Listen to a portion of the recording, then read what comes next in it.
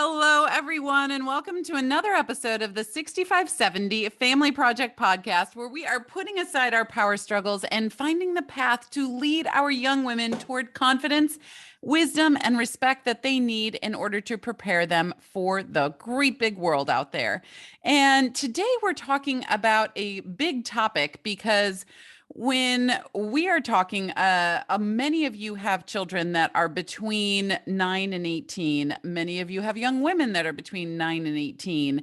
And as you know, as that parent, or you're getting close to that time, there are a lot of really difficult conversations that have to happen with our kids during that time, whether it is about school, whether it is about future plans, whether it is about relationships, friendships, or intimate relationships that they're having, whether it is about some judgment calls that they made, some decisions that they made. There's a lot, maybe sibling rivalries, maybe some attitude problems. The list is endless, honestly. And there are really difficult conversations that need some preparation. You just can't go into these conversations blindly. You can't go in without a plan because they can turn sideways or sour really, really quickly.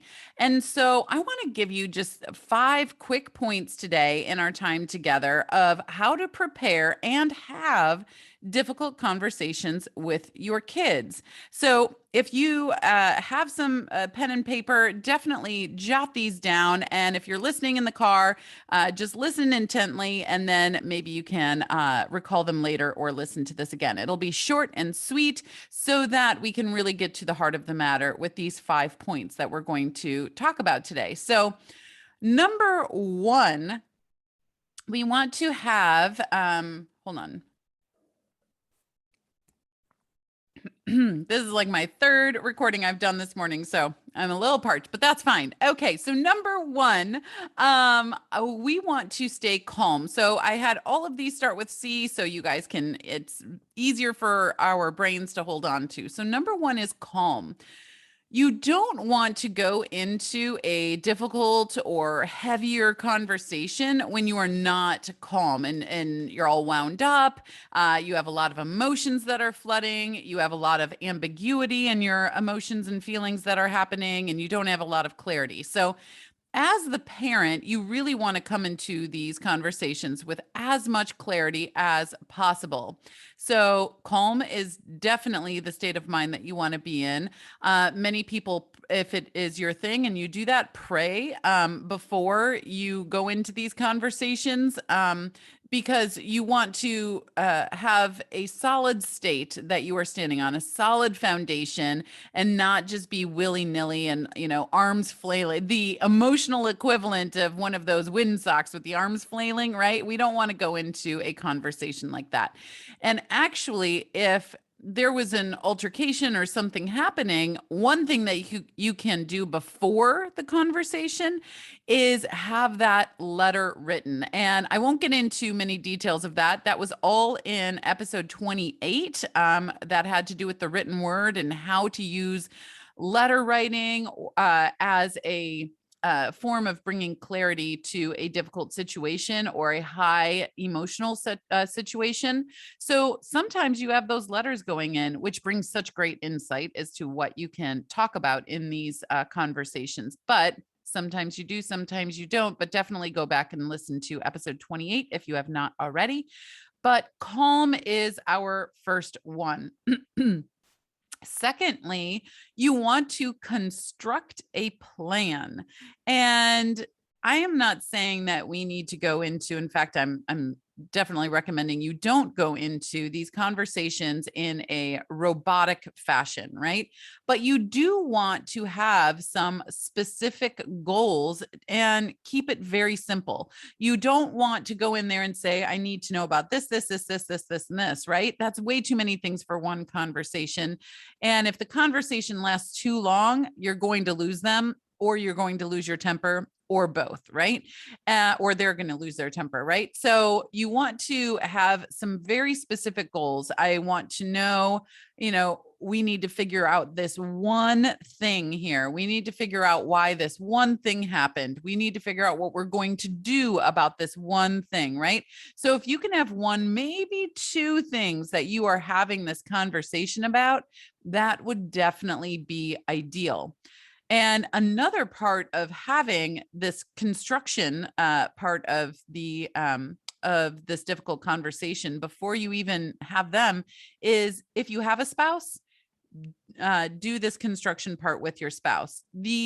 One of the worst things that can happen when you're in these difficult conversations, if it's one child or many of your children and two parents, is to have the two parents coming at this conversation with two totally different points of view, perspectives, and two different goals and outcomes while you are in the talk, right? That breeds a lot of animosity between parents and spouses, and just a lot of frustration for the adults, a lot of confusion for the kids. So it's really important that parents get on the same page before you go in to have this talk, so that you know what you are looking for, you know the tone that is going to be set, you know what the goal is, and how you are going to speak to them about it. Maybe even if one parent is uncomfortable talking about something, be like, okay, so you're going to take this part and then we'll kind of explore that. Okay, you're going to start us off. Okay, that's great.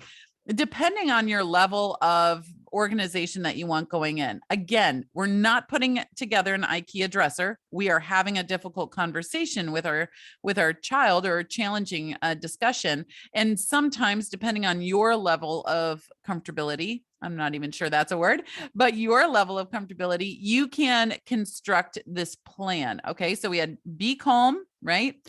Construct a plan. And then the third one is connect. So now you have actually established connection with them. You've gone into their room, they're down in the living room, you're going on a walk, whatever that is. You want to be at the same eye level as them. Okay. You don't want this domineering type mentality. Be at the same eye level as them. Come with lots of questions that you might have, prepared with the constructing, or just keep asking why. Why is such a powerful word that we can use with our kids. And things like, so can you tell me more about this? Can you tell me why you chose to do that? Can you tell me why this happened? I want to understand you. I want to be here for you. But in order to do that, I have to understand what is going on. I have to understand why, this happened. And so lots and lots and lots of questions. When you're going into these conversations, it is much better to listen much, much, much more than you speak. Okay. We have something that we do sometimes. It's just called the sharing circle, and you sit down, and we have them knee to knee, right? So if it's two people, it's just crisscross applesauce on the floor, knee to knee. And so everybody is, feeling seen. Everyone is feeling like the attention.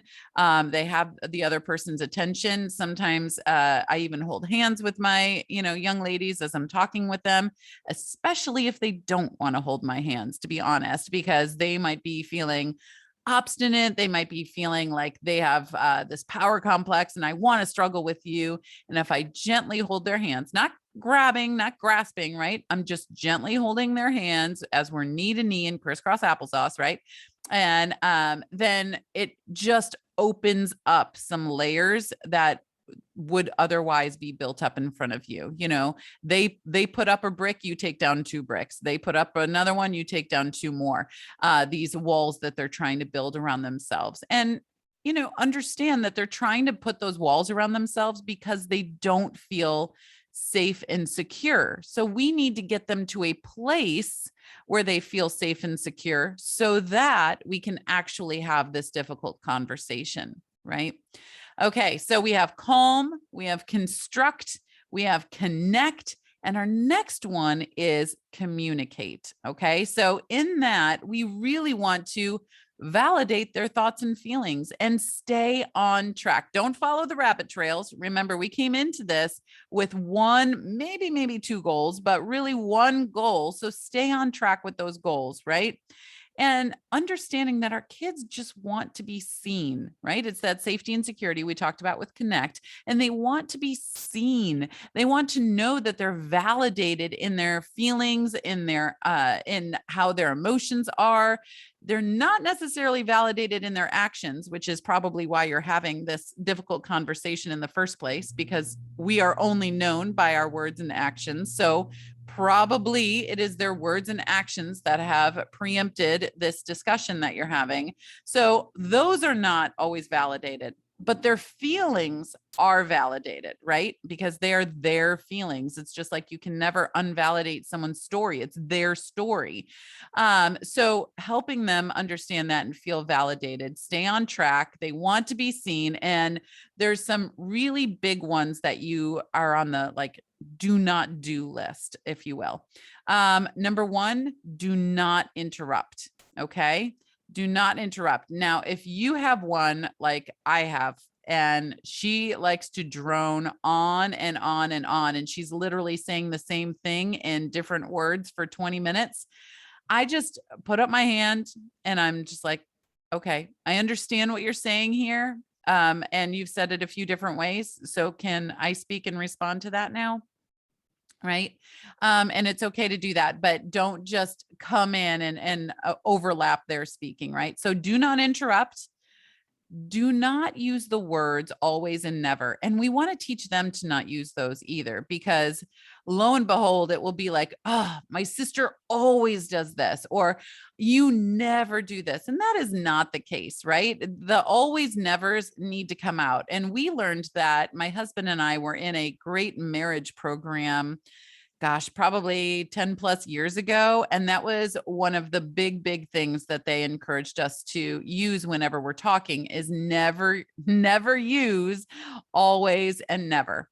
That's a okay way to use it right there. But when you're talking about someone else's behavior, right, you want to stay away from the always nevers, because they're definitive and they cover everything. And it's just, 99.999% of the time, it is not true if an always never is used.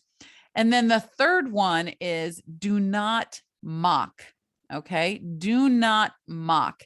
It can be really hard sometimes, and it can be even a go-to sometimes, but really try to stay away from mocking. Like if they have a big reaction or you're trying to tell them something and it's easy to mock. And I don't know about you. I have never seen, a comedian on stage or anyone like that, or an in-person, impersonator, right? That actually gets it all right. And not to mention the fact that when you're speaking with your son or daughter, and in my case, my daughter, right?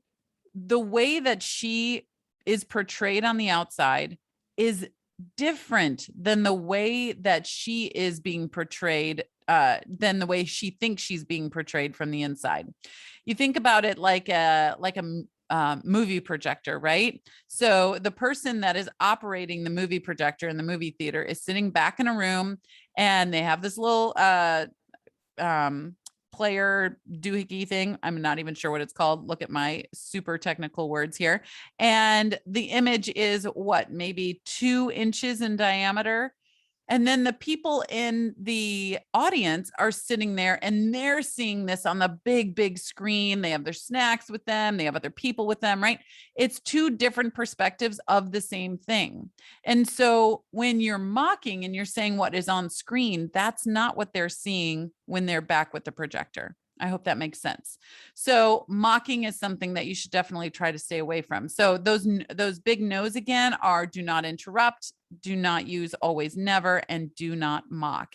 And with communication, just validate their feelings and stay there a while, right? Be vulnerable with them. If they have something that they're going through, understand where that's coming from. And you can, I guarantee that if they are upset, sad, embarrassed, humiliated, shameful, guilty, right? All of those things have roots. Doesn't matter what the circumstance is, but those feelings have roots. And I guarantee that you have felt that way with something before. Share those, have them see you as the human and not just the authoritarian, right? You guys are a team as a family. And so if you can share your vulnerability and they can see that you understand where they're coming from, it will make things so much easier. Okay. And then lastly, you want to close, and you want to close with love and understanding and a game plan. You do not have to agree. It is not about getting to a place that everyone agrees on everything. And, I agree that I was all wrong, or you agree that I was all right, or anything. We don't have to agree, but you do need to come to a point of understanding and respect, right? Respect the fact that they're going through this. They need to respect the fact that you are also going through something as the parent of them going through something, and that you're taking your time and your mental and emotional and physical energy in order to help them and love them and guide them. So come to a point of understanding and respect at the end. And you need an action step for whatever you came into that difficult conversation with. Make sure there's at least one, maybe two, maybe three action steps that you can take. Because if there's not an action step, then there really wasn't any movement forward with that difficult conversation, right? The action step could look like a hug and I'm sorry too, and let's do better next time. And this is how we're going to do better. If you just say we're going to do better next time, then that's too ambiguous. And it's just put into the let's try trash can and nothing really happens, right? But if you put a definitive action on it, like, okay, let's work on our relationship a little bit better. Let's go to dinner and the movies this week, just the two of us. Let's spend a half hour together on Thursday nights, just the two of us. Let's, or if it's someone else, if this conversation was about something else, like let's do something about that, but put a definitive action on that close. And again, if it's for you, pray it out. So again, just to go through those, it is get and stay calm, come into it calm, right? Construct a plan. Keep it simple. Make sure you're on the same level and same ideas of your spouse, right? Come in with one thing that you want to figure out. You want to connect with lots of questions. You want to communicate and you want to close. So calm, construct, connect, communicate, and close. So I hope that you've gotten so much out of this today, because Lord knows that we have so many difficult conversations that have to come up every day. I have 4 daughters. And so my daily quota, I think, is like 3 of these a day, at least difficult conversations. And once you get the hang of this, and once you're like, okay, this is what we want to do. I'm calm now. They're calm now. So let's connect. Let's communicate. All right, this is our action step, right? It just becomes this cadence of things that you're going into, but it's a practice. The first time we did this, we were terrible at it, and now we're much better, and we'll get even better after that. So don't think that you have to be perfect. You only have to try. I was just speaking with someone as a guest speaker this morning, and we were talking about how we take all of the good from that our parents gave us, but we really also take all of the mistakes that our parents had, and we build on them, especially those mistakes that we see they are not perfect people. They're flawed just like we are. And when they flaw, they just get up and they do better next time. They apologize and they move on, right? And that's what we need to do too. You do not need to be perfect. You just need to try. Okay, you guys. So we will be back with another episode of the 6570 Family Project podcast next week. And remember, guys, just keep teaching, keep laughing, keep loving, and remember to keep showing up with intention during the 6570 parenthood childhood experience, because they need you. All right, everyone. I will talk to you later.